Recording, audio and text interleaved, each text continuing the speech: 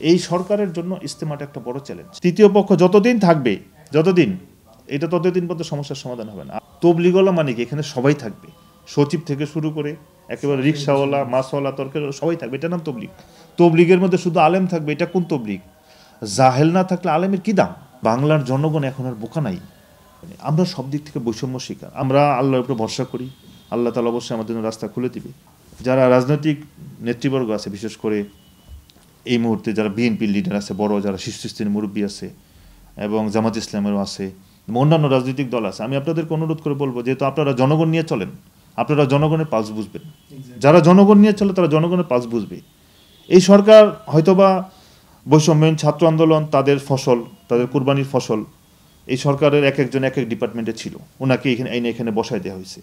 তখন হয়তোবা যোগ্যতা অযোগ্য এগুলো দেখা হয়নি, কেননা তখন একটা প্রয়োজন ছিল। তো এই সরকার তো সাময়িক আসছে, হয়তো 6 মাস 1 বছর থাকবে, চলে যাবে। কিন্তু যারা রাজনৈতিক দল আছেন, তাদের ওই সমস্ত যারা শীর্ষস্থানীয় মুরব্বীরা আছেন, লিডাররা আছেন, তাদেরকে আমি অনুরোধ করে বলবো, যেহেতু আপনারা সারা জীবনই দেশের জন্য, মানুষের জন্য কাজ করেছেন, আমি অনুরোধ করবো আপনারা মেহরবানি করে তবলিগওয়ালাদের এই সমস্যাটা সিরিয়াসভাবে নেন। এটা একটা এখন জাতীয় ইস্যু হয়ে গেছে। যখন বাংলাদেশে একটা গন্ডগোল হয়, সারা দুনিয়ায় বাংলাদেশে বদনাম হয়।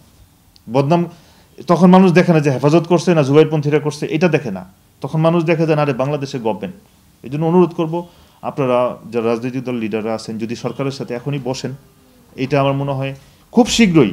কারণ আরেকটা কথা হলো, আমি যিনি এখন সেনাপ্রধান আছে দেশের মধ্যে, উনার ব্যাপারে আমাদের ভালো ধারণা, আল্লাহ মাশাআল্লাহ, উনি দিনের লাইনে অনেক কোরবানি করে, এবং ওনার খানদানের অনেক কোরবানি আমি জানি, ওনার খানদান অনেক আল্লাহওয়ালা। তো আমি আপনাকে বলবো যে আপনি যে চেয়ারে আছেন, হয়তোবা এই চেয়ারটা কত বছর থাকবেন আল্লাহ ভালো জানে, কিন্তু যদি আপনার উসিলা তবলিগের এই সমস্যার সমাধান হয়ে যায়, দুনিয়া আখেরাতে দুনো জাহান একটা বড় কামিয়াবি দান হবে, এবং আপনার পুরা খানদানকে আল্লাহ তাআলা দিনের জন্য কবুল করুক, এটাই চাই। আপনার কাছে অনুরোধ হলো, আপনি তবলিগের 2 পক্ষের মুরব্বী কিনে বসার ব্যবস্থা করেন। এখানে তৃতীয় কোনো পক্ষ থাকবে না, এবং আমরা ইনসাফ চাই। ইনসাফ যদি আমাদের উপরে এখন ইনসাফ না করেন, আমরা হয়তো দুনিয়াতে এটার বিচার কারো কাছে পাবো না, বলতেও পারবো না, কিন্তু আখেরাতে তো সবাই এটার বিচার সম্মুখীন হবে। এই জন্য আমি, যিনি আছেন জেনারেল সাহেব, যিনি এখন সেনাপ্রধান, আপনার কাছে অনুরোধ, বিশেষ করে আপনি মেহরবানি করে তবলিগের 2 পক্ষের মুরব্বী নিয়ে বসেন, এবং বাংলাদেশের ভাবমূর্তি যেন ক্ষুণ্ণ না হয়, ইজতেমাকে সামনে রেখা একটা সঠিক এবং ইনসাফের ফয়সালা হোক। আপনারা জানেন পাকিস্তানের মুফতি তকি উসমানী, উনি সারা দুনিয়াতে এখন খুব মশহুর। উনি বলছে, ভাই দোনো জামাত হক হে, এ দোনো আপস মে চলতে রাহো, জেসা শাফি মাযহাব আর হানাফি মাযহাব চল রাহা হে। শাফি মাযহাব হানাফি মাযহাব যেভাবে চলতেছে সেভাবে চলো, কেউ কাউকে, এবং 2টা কথা বলছে, বদ জবান আর বদ গুমান, খারাপ চিন্তা আর হইলো বদ জবান, খারাপ কথা, এই 2টা জিনিস থেকে বেঁচে থাকো। তা আমার কথা হইলো, বাংলাদেশ ওলামা کرام তো আমরা তো সবাই দেওবন্দের মুখাপেক্ষী। দেওবন্দের যিনি প্রধান, উনি বলছে, আরশাদ মাদানী সাহেব, ভাই দোনো জামাত হক, আমাদের ইন্ডিয়াতে কারোর সাথে কোনো মুখালেবাত নাই, বিরোধিতা নাই। তকি উসমানী সাহেব উনি বলছে এই কথা। বাংলাদেশ ওলামা کرام তো তকি উসমানী সাহেব আরশাদ মাদানী থেকে বড় আলেম হয়ে যায়নি, কিন্তু এটা একটা ইগো কাজ করতেছে, আর কিচ্ছু না। যদি ওনারা সামনের কাতারের মুরব্বী যারা, যে ইগোটা বাদ দিয়ে বলে যে ভাই ঠিক আছে, ওনারাও চলতেছে চলুক, আমরাও চলতেছে চলি, দেখবো যে আল্লাহ পাকের সাহায্য কার সাথে। আমরা কেউ কাউকে কাফের বলা, বিরোধিতা করা, এটা না করি, গীবত শেখায়ত করা, এটার দ্বারা তো আমি আমার নিজের আখিরাতকে নষ্ট করতেছি।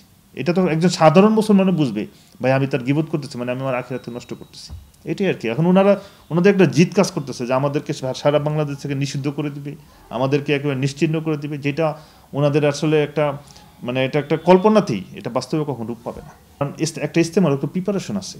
আমরা সারা দুনিয়া, আমাদের মেহমানরা আসবে বিদেশ থেকে, আমরা এখনও ডেট বলতে পারতেছি না। একটা মানুষ টিকিট করবে, একটু আগে থেকে টিকিট করলে টিকিটের দামটা কম পায়। হ্যাঁ, আমরা তো আশা করছিলাম যদি মোহাম্মদ সাদশাহ আসে 1 লক্ষ লোক আসবে, কম বেশি। যদি উনি নাও আসে, তাও 20-30 হাজার মেহমান আসতে পারে। তো 20-30 হাজার বিদেশি মেহমান, আপনি পরিসংখ্যান মিলাই দেখেন, সারা বছর বাংলাদেশে কি 20-30 হাজার টুরিস্ট আসে? পরিসংখ্যান মিলাই দেখেন। তা আমরা তো আমাদের নিয়ামতটাকে নষ্ট করতেছি।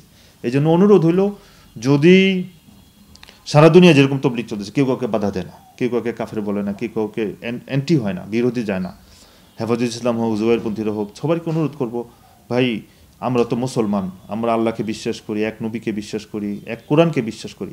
হয়তোবা আমাদের মতানৈক্য থাকতে পারে, যেন হানাফি মাযহাব আছে মতানৈক্য, হানাফি শাফি মতানৈক্য আছে, এবং আরও অন্যান্য মাযহাব আছে, মতানৈক্য আছে। আমরা যখন সৌদিতে যাই, আমরা একটা অন্যরকমভাবে নামাজ পড়তে হয়।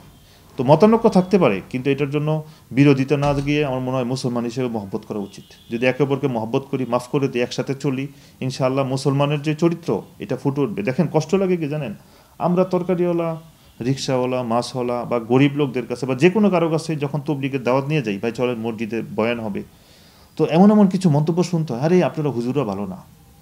এখন আর ওনারা এটা দেখেন না যে কারা জুবাইরপন্থী কারা সাতপন্থী, এখন বলে আপনারা হুজুর হুজুর মারামারি করেন, আপনারা হুজুর হুজুরা হত্যা করেন। এই জন্য অনুরোধ করো ভাই, ইসলামটাকে আর বিতর্ক করেন না, এই তবলিগটাকে আর বিতর্ক করেন না। সাধারণ মানুষের খুব ব্যাড নেগেটিভ একটা মেসেজ যাচ্ছে ওনাদের কাছে।